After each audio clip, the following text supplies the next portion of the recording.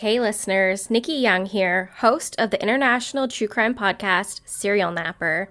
If you like listening to true crime stories while you're falling asleep, you're going to love Serial Napper. Each week, I feature a different true crime story from somewhere around the world, told succinctly the way that it happened. Just the facts, ma'am. I like to cover a lot of unsolved true crime cases that don't get the media attention that they deserve. Then, at the end of each month, I host an online true crime Zoom chat where we go through the cases that I've covered and talk about the details, the key players, suspects, theories, and any recent developments. It's a chance to take your true crime listening experience up a notch and chat with other true crime followers just like you. We have a great community, and I'd like to think a great true crime podcast. Episodes drop every Friday where you can enjoy 30 minutes of extensive detail and research. You can listen to Serial Napper on Apple, Spotify, YouTube, or wherever you listen to your podcasts. Hello and welcome to Reverie True Crime. I'm your host, Paige. There's a statistic, according to the FBI, that says when a woman is met with foul play, the chances she somehow knows her attacker is 96.4%, and completely random attacks on women are less than 4%. So, let's say a woman happened to be a victim of foul play in a state she had only been residing in for 23 days. She didn't know anyone when she arrived, so the number of people who she actually was around regularly and knew for 23 days wouldn't be huge. Kristen Modafferi maybe knew 30 to 50 people roughly. There is a 9 out of 10 possibility that at least one of those people, if nothing else, knows what happened to Kristen on June 23, 1997. Let's begin. Danbury, Connecticut, June 1st, 1979. A teacher named Debbie and an electrical engineer named Bob welcomed their little girl, Kristen Deborah Modafferi, into the world. Together, Bob and Debbie raised Kristen and her 3 sisters, Allison, Lauren, and Megan, in Charlotte, North Carolina. Kristen and her family were frequent travelers and loved embarking on new adventures. Kristen even went on a school trip all the way to Russia once. Kristen graduated Providence High School a year early. She went to Matthews Catholic Church, and she worked at Wolfman Pizza. In 1997, Kristen was attending North Carolina State University, where she majored in industrial design, and she completed her freshman year being the recipient of a Park Scholarship.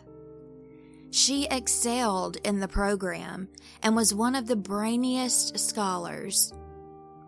Only the top, finest students were selected to be Park Scholars. Kristen made the decision to venture to the San Francisco Bay Area that summer all on her own to attend the University of California, Berkeley, just for the summer.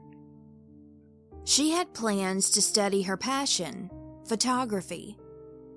Those credits would go towards her degree at North Carolina State University.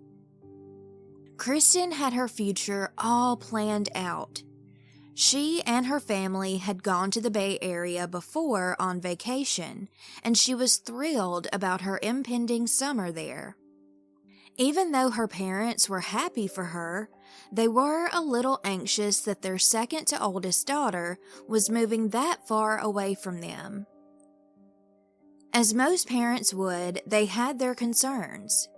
After all, they were able to spend time with Kristen whenever they wanted when she was attending North Carolina State University.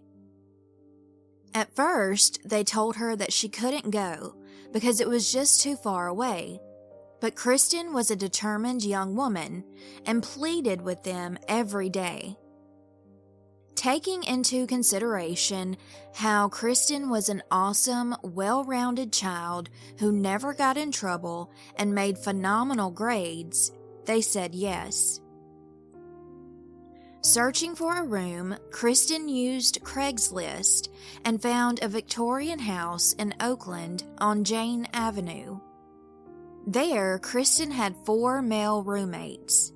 She immediately went out job hunting and quickly snagged 2 jobs.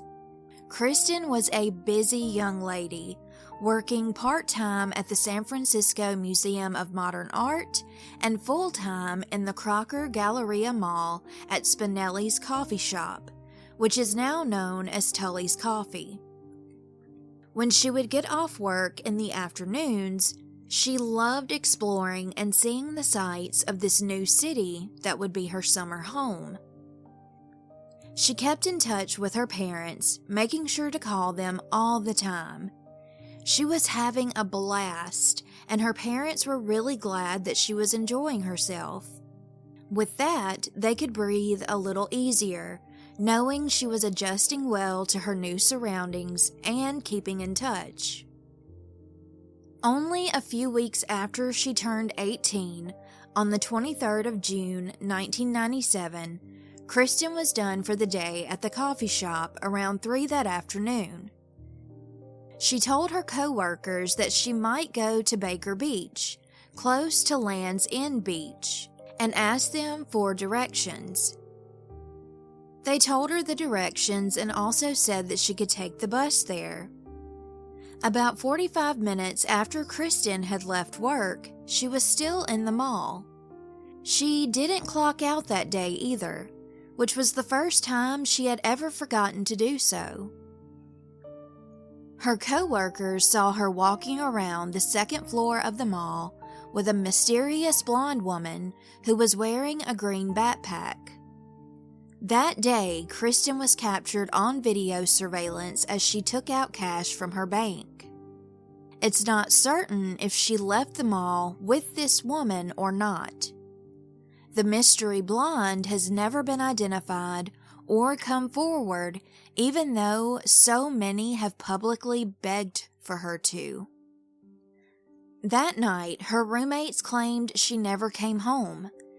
They didn't think anything of it since Kristen enjoyed sightseeing around San Francisco a lot, exploring her new surroundings, and this wasn't her first night to not show up. The guys didn't know if she decided to stay with a friend that night, maybe even a boyfriend.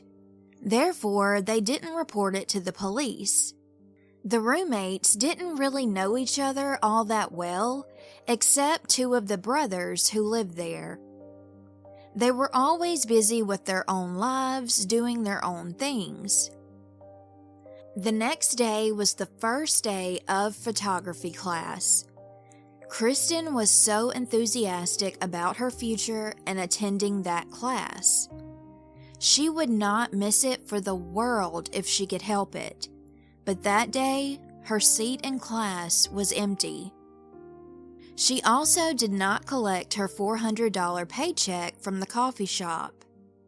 Her roommates had no idea that she didn't go to school that day, but when she never came home and they found out that she didn't show up for work, they knew something wasn't right. Kristen definitely would not flake out on her job.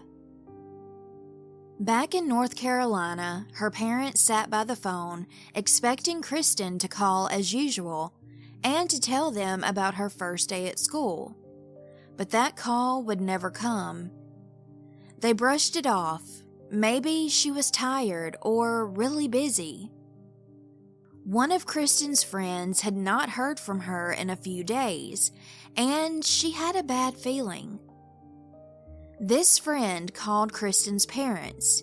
She told them something didn't feel right, and she couldn't get a hold of Kristen. Kristen's father, Bob, called the house and left a voice message on June 25th. One of her roommates called him back, saying Kristen hadn't been there for 3 days, but if she happened to come back, they would tell her to call them right away.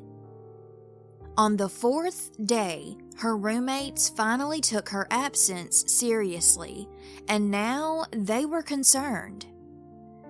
They called Kristen's parents and let them know they found out Kristen had not been showing up to either of her jobs, and nobody had seen her since she was with the blonde lady in the mall after work on the 23rd. They informed Bob they were going to call the police and report Kristen missing. Worried to death, Bob and Debbie booked a flight immediately to San Francisco, arriving on the 27th of June. They went to the Oakland Police Department and filed a missing persons report. For 3 days, the police did nothing.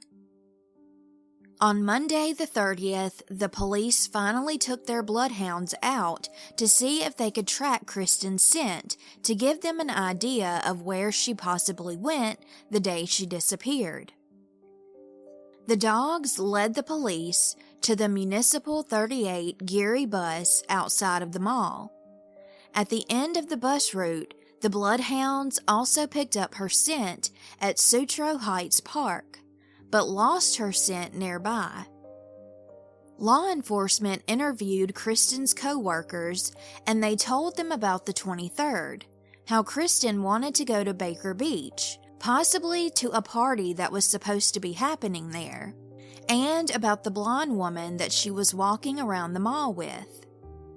One manager said he was almost positive that Kristen was alone when she left the mall. The police and the family have begged the woman to come forward, but for some reason she has not. Some theorize that this mystery woman, especially since she has refused to come forward, may have been used as bait to lure Kristen to someone else for nefarious reasons. The police continued to interview anyone who knew Kristen, and multiple officers along with National Park Service rangers combed through the places at the beach. The bloodhounds hit on her scent at Ocean Beach on the west side of San Francisco.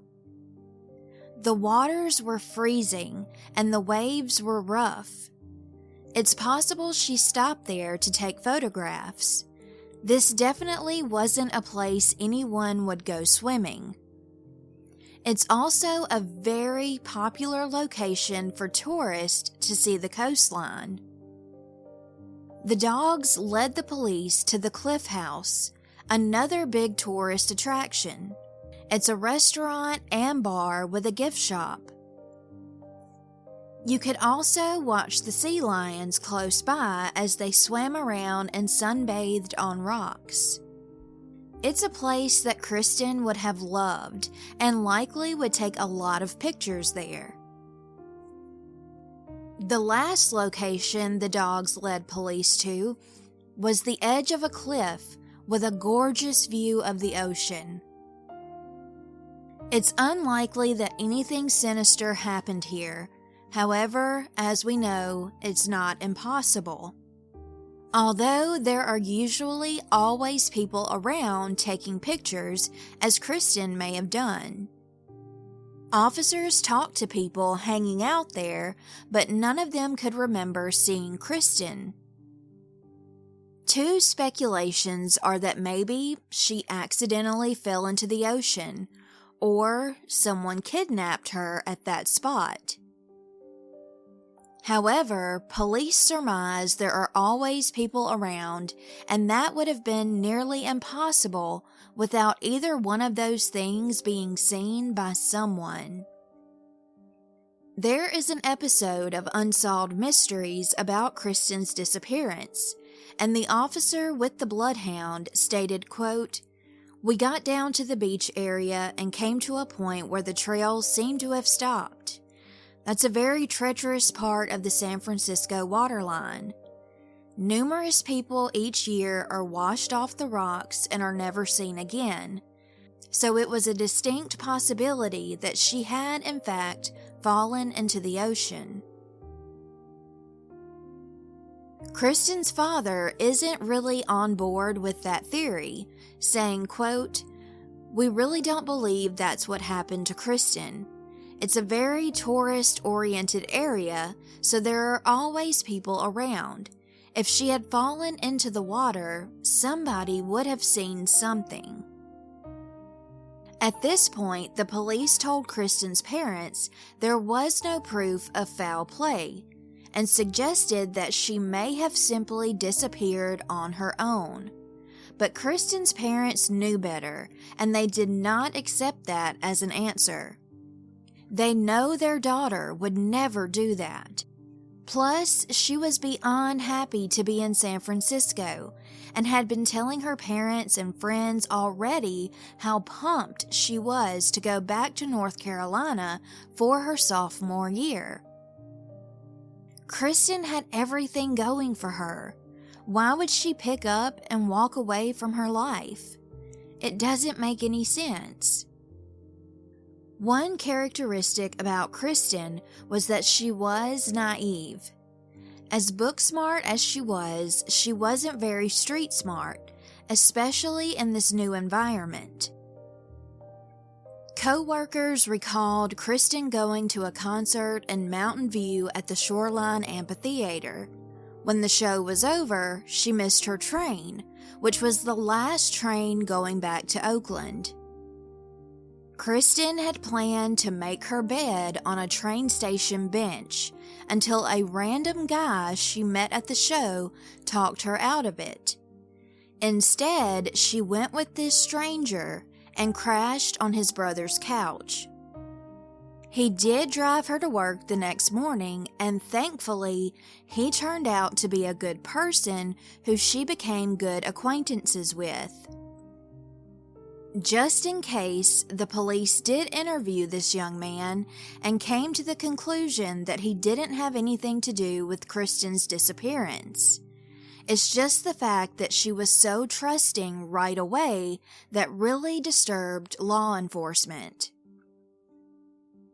Back in North Carolina, the students she knew were shocked and overcome with grief about this whole situation. At North Carolina State University, the scholars went around the campus and the city of Charlotte posting missing person flyers and yellow ribbons. What was thought to be a break in the case happened the next month on July 10th. John Anuma, who lived near the mall where Kristen worked, called KGO-TV, an ABC news station affiliate in San Francisco, with a shocking revelation. He claimed that Kristen was murdered by two women who had dumped her body near Point Reyes under a bridge as a result of a lesbian love affair gone wrong. Later, John had a confession to make to the police. He said he had falsely blamed those women because they may have been plotting to get his girlfriend, Jill Lampo, who was also their co-worker, fired from their job at the local YMCA. Did John know Kristen? He claims he never knew her and just wanted to get revenge on the two women. However, police found something quite disturbing when they searched his apartment. A good amount of blood was found, and it was DNA tested. As it turns out, the blood belonged to a cat. John did place several personal ads for women in the Bay Area and would strong-arm them into having sex with him. Another odd clue was found at his girlfriend Jill's apartment. Her diary. Jill's diary had a few pages ripped out of it, and she said John was the one who tore the pages out.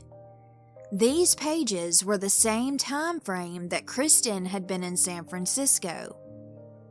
The police asked Jill, "Why is this diary the way it is?" And she said that some of the stuff that was in there could come back to hurt John. She never went into any more detail than that.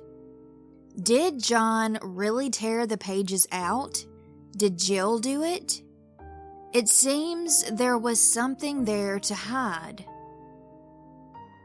In January of 1998, Kristen's fellow Park scholars had a great idea to bring awareness to Kristen's disappearance. Since ESPN was always at the university's basketball games, airing them on television, they handed out yellow ribbons at one of the games to grab the viewers' attention. Not only did the coach wear a ribbon, but so did the coach of the team they were playing against. The plan worked. ESPN started to get calls from people who wanted to know what was with all the yellow ribbons. So many calls, in fact, that the sports commentators decided to take a few minutes of airtime to discuss Kristen and her disappearance. In May of 1998, police now expressed that they believed wholeheartedly that Kristen's disappearance involved foul play. They were just not sure what happened, but they set out to find answers. Bob and Debbie did their own investigating on the side, discovering jammed in Kristen's trash can in her room a Bay Guardian newspaper. The paper had an offer the week of June 11th where submitting ads were free of charge. Circled on that newspaper was an ad that read, "Friends, females seeking friends to share activities who enjoy music, photography, working out, walks, coffee, or simply the beach, exploring the Bay Area. Interested? Call me." Even though it's not verified that Kristen wrote the ad, it was something her parents believed she would write, since those were all of the things she enjoyed. It's also suspected if someone else wrote the ad, Kristen may have circled it. Is it possible that the blonde woman she was seen with at the mall wrote the ad? Usually, the authors of these ads are logged into a computer. Unfortunately, the office at the newspaper had gotten a new computer system and all the old files were deleted. For the next year, Kristen's parents diligently went back to San Francisco many times to post Kristen's missing person flyers and spread the word about the reward they were offering. In July of 1998, Bob and Debbie upped the reward to $25,000, hoping the money would entice someone to come forward with information. Oakland police are sure more than one person had to know what happened to Kristen Modafferi. They constantly asked for anyone with any information to come to them and tell what they know, or even call anonymously. A short time later, Bob and Debbie went on the Maury Povich show to talk about Kristen's disappearance on a wider scale. They also increased the reward money. It was now at $50,000 for any information about Kristen's whereabouts or knowledge of who had a hand in her disappearance. They wanted so badly to believe their daughter was still alive somewhere, but in their hearts they knew it was more than likely foul play, and they were determined to find the person or people responsible. Detectives were feeling a little bit defeated as they continued to follow up on every call they received and kept reaching dead ends. The police wanted to talk to John Enuma again. John had been dismissed in the beginning as law enforcement thought he was just trying to get revenge on the two women he accused, and after speaking with Jill, they thought there was no evidence that tied him to Kristen's disappearance. However, John began to look more suspicious. Over time, 3 women went to the police saying John had done horrific things to them, from rape, sexual assault, and abduction. One of the women told police, quote, "He hit me over the head and said, 'You know I'm going to have to kill you. I can't let you go.' Then he turned around and said, 'Now you know what happened to Kristen Modafferi.'" Thankfully, the woman was able to get away. She said the statement he made was no joke, and she was positive he had something to do with Kristen's disappearance. During their quest to find John, they discovered that he moved to his native Hawaii, where he was living with his girlfriend. John and the detectives talked on the phone, and John said he would fly back to take a polygraph test. He vehemently denied having anything to do with Kristen's disappearance, and he passed the polygraph exam. Many years later, in 2015, there was an independent search with a world-class cadaver dog of the house on Jane Avenue where Kristen had resided. The cadaver dog sniffed around, and suddenly the canine's nose detected the scent of human remains around the vents of the basement, as well as the drainage pipe downhill from the home. The dog's owner, Paul Dotsey, who used to be a Mammoth Lakes police sergeant, told the Oakland police it would be best to dig out this concrete piece in the basement and question her former roommates again. 2 years later, February 2017, a forensic anthropologist from the University of Tennessee named Dr. Arpad Bass went to the house. He brought with him a patented device he made that identifies human decomposition chemicals, and he scanned the residence with it. That device pinpointed between the house where Kristen was living and the house next door, which was being used as a halfway house for people who violated their parole. On the FindKristen.com blog, it states that Kristen's parents had no idea she was living just steps away from a place of potential danger. Kristen didn't know about the halfway house when she moved in either. Now, Kristen always walked home from work, and sometimes she didn't make it back to the house until well after 11 at night. Something may have happened to Kristen anywhere on the route that she walked home, or even right before she made it into her doorway. Posted to FindKristen.com is a plea from another neighbor. It's called Battle for the Soul of Adams Point. New, a dozen photographs providing the rot at the core of 278 Jane, which was the house next door to Kristen. It says, quote, "A piece of this plea says, as most of you know, 278 Jane Avenue has been a nuisance for years. It was a convalescent hospital from the 60s until the state closed it down for licensing violations in 1985.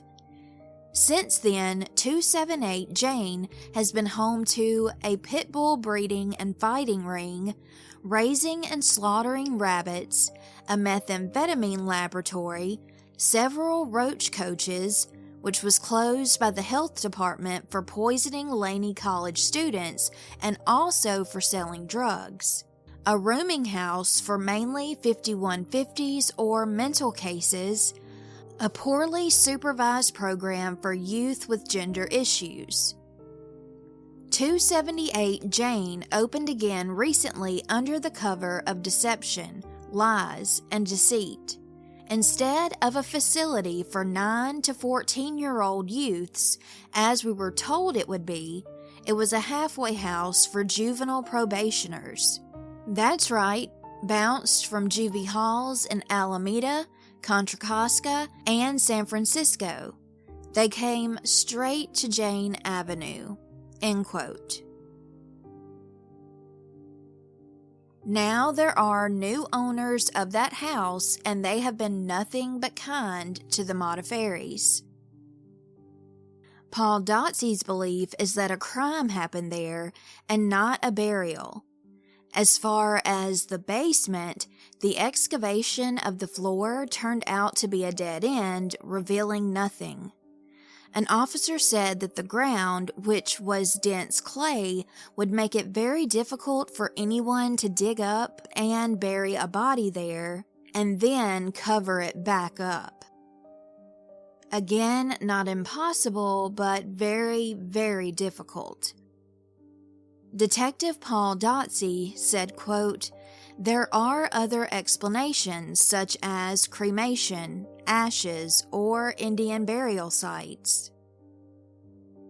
Near a concrete slab at the bottom of the porch steps at the house next door, there was a chemical spot which identified that human blood was there.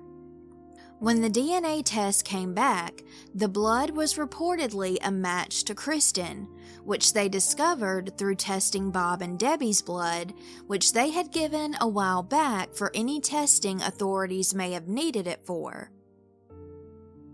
The Oakland Police's public officer responded to this discovery, saying the information had not been given to the police department.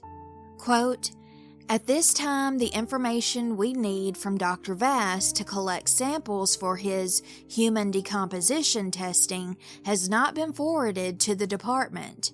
Additionally, no information regarding the more recent blood testing conducted on the porch has been disclosed to the department." Both Paul Dotsey and Dr. Vass were adamant that this was not true at all, and the police department had more than enough information to perform their own tests. Dr. Vass stated, quote, "All OPD needs to do is bring their own dogs out to that site and see what happens." Earlier, Dr. Vass had written an email saying, quote, "I am quite sure that Paul also told OPD how to look for human-specific volatile organic compounds and collected soil samples. All you need is a gas chromatograph coupled with a mass spectrometer, which every university or crime lab in the world have. The procedure is very straightforward." Kim L. Pasqualini founded the National Center for Missing Adults, which is a United States organization helping out and locating adults who have gone missing.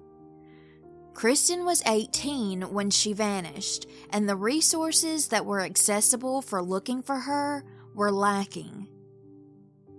In 1999, Representative Sue Merrick presented Kristen's Act. President Bill Clinton approved the law in 2000.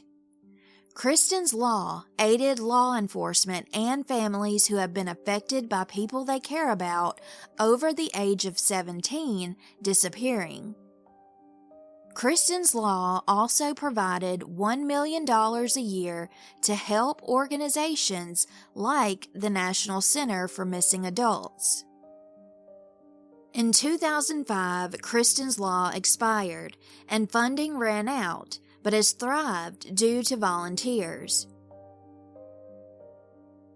Close friend of the family, Dennis Mann, refuses to give up. He has stuck by the family in their efforts to find Kristen ever since he saw her story on the news in North Carolina. He has followed any little clue possible.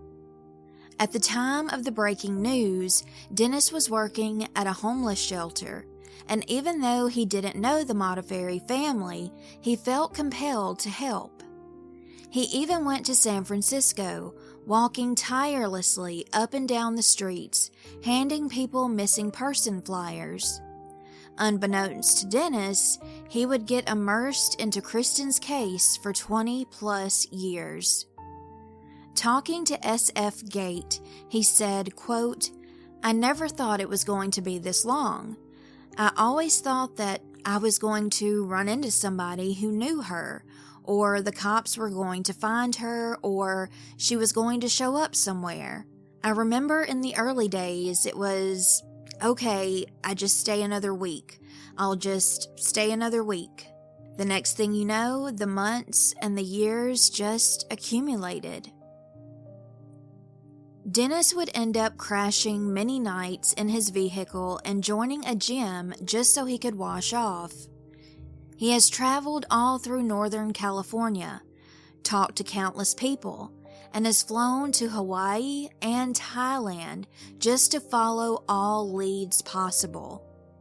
Dennis owns the website findkristen.com and has a very detailed blog of the 23-year case summary, which I highly recommend everyone go and check out. Dennis received a tip that I have thought about a lot since reading his blog. In June of 2012, John Anuma's girlfriend, Jill Lampo, called her uncle in hysterics, and at some point, her uncle began to jot down notes. They talked for about 4 hours as she vented about everything that had been going wrong in her life. Jill's uncle did not want to come forward about this because he didn't want to be involved, but Jill's aunt took charge. She was on Google, looking up her niece Jill Lampo, and she found the Find Kristen website where she emailed Dennis a copy of her husband's notes. There's a picture of the handwritten notes on findkristen.com. Kristen's name was never mentioned, but Jill did say she helped in an unspeakable abduction and murder when she was dating someone who was very controlling. This takes us back to the diary the police found at Jill's place. There was another name inside: Matthew Luke. Jill and Matthew dated. Eventually, she broke up with him to be with John Anuma. It wasn't long after Kristen disappeared that Matthew began working at Spinelli's coffee shop after being referred there by his friend Kelly Strathman. Kelly was a young man who had worked alongside Kristen. Dennis Mann wanted to talk to Kelly back in 1998 since he was interviewing everyone that had worked with Kristen. One person told Dennis the way to get Kelly's number would be to call Matthew Luke. They were good friends, and he would definitely know how to reach Kelly. Now at this time, it was May of 1998, and Dennis had no idea who this Matthew was or that he could possibly be tied to Kristen's disappearance. Dennis was simply calling to get Kelly's number. When Matthew answered the phone, Dennis introduced himself, and before he could finish his sentence, Matthew screamed at him at the mention of Kristen's name, even before Modafferi left Dennis's mouth, and then Matthew hung up on him. Why would Matthew explode like that? In 2008, the FBI said it was fair to say that Matthew was the center of the investigation, and they were treating him very carefully. In the beginning of the episode, I said the FBI statistic for women knowing their assailant is 96.4%. If Kristen knew her assailant, it is very possible that Kelly's connection to Matthew Jill and John could have something to do with Kristen's disappearance, especially since Jill made that harrowing confession to her uncle. The police have always had their eyes on John and Matthew, but there's no evidence as of now to tie them to her disappearance, and they are not suspects. These are all theories that have been thought of by the family and close friends who have been living this nightmare for over 20 years. It's also important to note they don't think Kelly had a hand in Kristen's disappearance. He's merely connected to Kristen by association. Kristen's sister Lauren told ABC7, quote, "When I think about 20 years having gone by, I feel quite robbed on having missed out on the experience, and Kristen not being here, part of our family, for the beautiful milestones in our lives." Kristen's father said, quote, "In a perfect world, I'd love to learn Kristen was alive and some unbelievable thing happened to her, and she would come back to join our family. Short of that, not knowing what happened to her is the worst. So if we're able to get closure and determine this is where Kristen is and get justice for whoever did this to her, that would be a tremendous relief to her family." Kristen's case is still an open case, and if you have any information on Kristen Modafferi, please contact the Oakland Police Department at 510-238-3641. Tips can also be made to the Oakland Police Department's Missing Persons Unit at 510-238-3352 or 510-238-3370. You can also go to findkristen.com and submit a tip there.